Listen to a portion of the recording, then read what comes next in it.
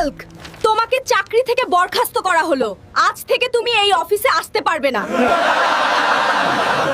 কিন্তু ম্যাম, আমি তো সব কাজ ঠিকভাবেই করেছি, তাও আমাকে চাকরি থেকে বের করে দিচ্ছেন কেন? আমি তোমার কোনো কথা শুনতে চাই না হাল্ক।